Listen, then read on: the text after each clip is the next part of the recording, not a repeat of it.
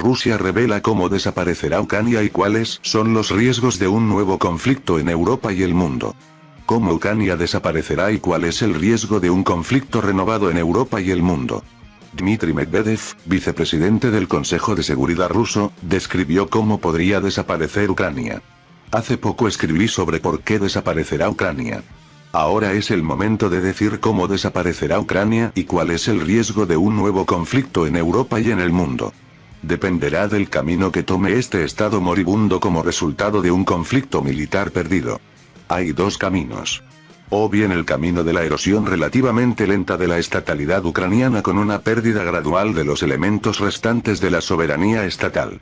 O el camino de su colapso instantáneo con la ancociente intelectualización simultánea de todos los signos de estatalidad.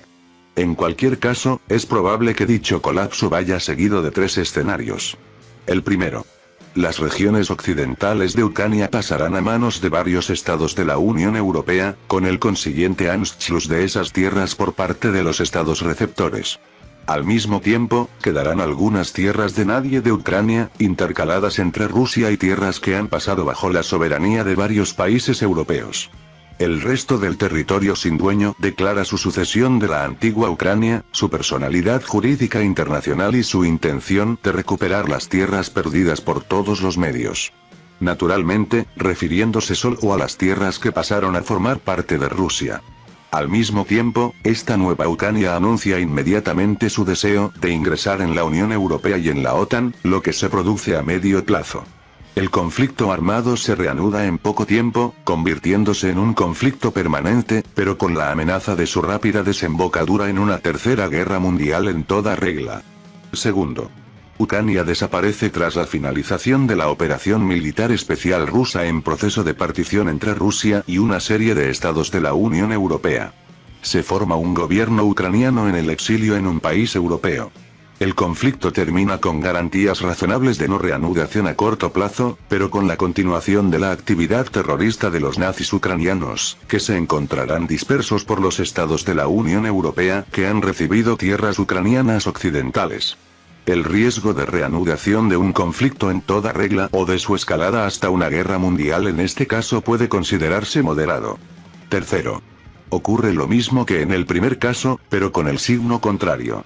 Las tierras occidentales de Ucrania se unen a varios países de la Unión Europea. Los habitantes de la región central y de algunas regiones sin dueño de Ucrania reclaman inmediatamente la autodeterminación mediante la adhesión a la Federación Rusa. Su petición es atendida y el conflicto termina con suficientes garantías de no reanudación a largo plazo. No hay otra opción. Y eso está claro para todos, aunque a algunos en Occidente no les guste admitirlo. La segunda opción puede convenirnos temporalmente, pero necesitamos la tercera. Dijo Medvedev. Medvedev. Si Occidente suministra armas nucleares a Kiev, será necesario un ataque preventivo. Según el expresidente ruso, Occidente no es plenamente consciente de ello y piensa que tal escenario no ocurrirá. El vicepresidente del Consejo de Seguridad de Rusia y exmandatario de la nación, Dmitry Medvedev, ha afirmado en declaraciones a la prensa que si Occidente suministra armas nucleares a Kiev, será necesario un ataque preventivo. Significaría que un misil con punta nuclear iría hacia ellos. Hay leyes irreversibles de la guerra. Si se trata de armas nucleares, se necesita un ataque preventivo, declaró.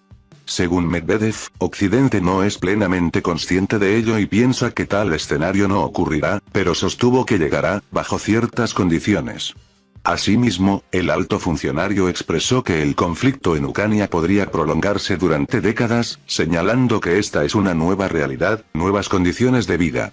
Mientras en Ucrania exista ese poder, habrá, digamos, 3 años de alto el fuego, 2 años de conflicto, y luego todo volverá a empezar, aseveró el expresidente ruso, por lo que aseguró que hay que destruir la naturaleza misma del gobierno nazi en Kiev.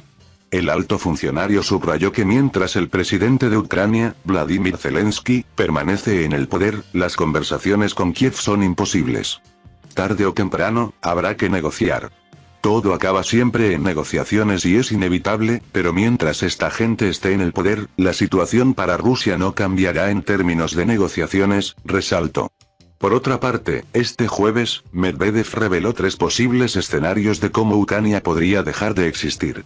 Esto dependerá del camino que tome este estado moribundo como resultado de un conflicto militar perdido, escribió en su cuenta de Telegram. Según uno de los escenarios, las regiones occidentales de Ucrania formarían parte de varios países comunitarios, pero el resto declararía inmediatamente su autodeterminación mediante la adhesión a la Federación Rusa.